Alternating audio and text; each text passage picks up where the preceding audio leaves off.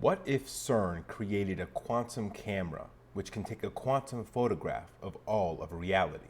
If that were true, it would make the Large Hadron Collider the perfect fit for the mystery machine associated with Project Looking Glass. Everybody and their mom knows that you don't need the largest structure ever built in human history to smash particles together. And most of us are getting the sinking suspicion that CERN is responsible for all the insane things that are happening in the world right now. So let's discuss my quantum camera theory and how it connects to the idea of collapsing timelines and why things have gotten so damn strange in the world.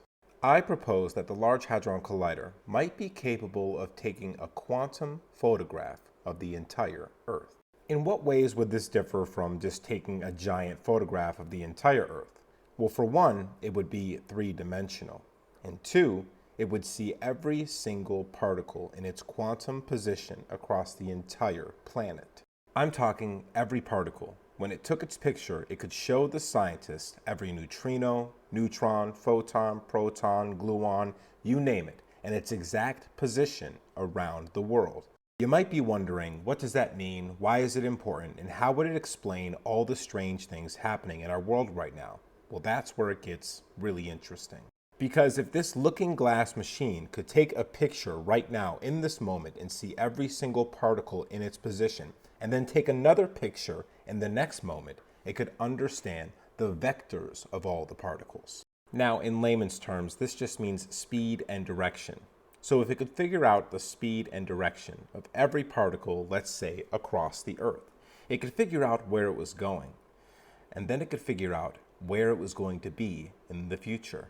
And if you had enough powerful supercomputers, you could take all that quantum data and retranslate it into regular data. So then they could have an actual three-dimensional photograph of reality as human beings perceive it. What I just told you is a reasonable hypothesis for how we could build a machine that would be a literal crystal ball. Now let's say that's what CERN does, and let's say it is the mysterious machine behind Project Looking Glass. And let's say they can see as far as 10 years into the future. And they know every single quantum particle and where it's going to be in that future because they can just take all the data of the vectors and speeds now and say, well, if this is happening now, this obviously has to happen in the next point. And so they actually create a deterministic view of what the reality is going to be. So what if the people in control of this machine didn't like what they saw? Maybe they saw themselves lose power. Well, then they'd have to change things. But how exactly would they do that? Like and follow for part 2.